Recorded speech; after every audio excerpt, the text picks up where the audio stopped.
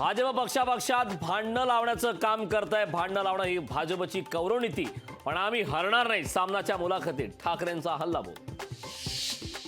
कोर्टाचा फैसला येण्यापूर्वी मोदी शिवसेनेला नकली कसं काय म्हणू शकतात? उद्धव ठाकरेंचा पंतप्रधान मोदींवर हल्लाबोल.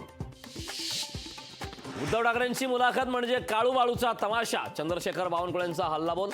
तर बावनकुळेंनी काळूबाळूंचा अपमान केला. राऊतांचा पलटवार. नाशिकमध्ये भुजबळ पडळकरांमध्ये बंद दाराआड 1.5 तास चर्चा. धनगर मेळाव्याच्या निमित्ताने भेट घेतल्याची पडळकरांची माहिती.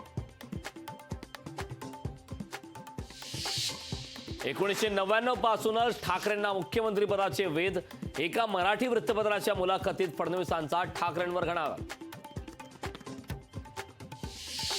देवेंद्र फडणवीस राजकारणातलं कच्चं मडकं, त्यांना जास्त गांभीर्याने घेऊ नका. फडणवीसांच्या दाव्याला राऊतांचं प्रत्युत्तर. लोकसभेच्या चौथ्या टप्प्यातील मतदानासाठी प्रशासन सज्ज. देशातील 10 राज्यातील 96 मतदारसंघासाठी उद्या मतदान. राज्यातील 11 लोकसभा मतदारसंघांचा समावेश. मुख्यमंत्री एकनाथ शिंदेंचा तातडीचा नाशिक दौरा. मुख्यमंत्र्यांसोबत मंत्री उदय सामंतही नाशिकला जाणार. पुणे लोकसभा मतदारसंघात पोलिसांचा तगडा बंदोबस्त. मतदानाच्या पार्श्वभूमीवर 5,000 पोलीस आणि 2,000 गृहरक्षक दलाचे जवान तैनात.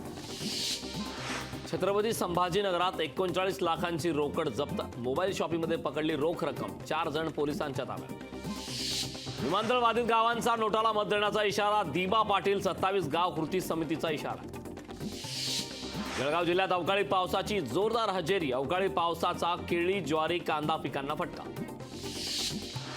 बीड जिल्ह्यातील आष्टी तालुक्यात अवकाळी पावसाने शेतकऱ्यांचं नुकसान. पंचनामे करून मदत देण्याची शेतकऱ्यांची मागणी. नाशिकमध्ये लाचखोर मुख्याध्यापकाला अटक. शाळा प्रवेशासाठी 10,000ची लाच घेताना रंगेहात अटक. लाचलुचपत प्रतिबंधक पथकाची कारवाई.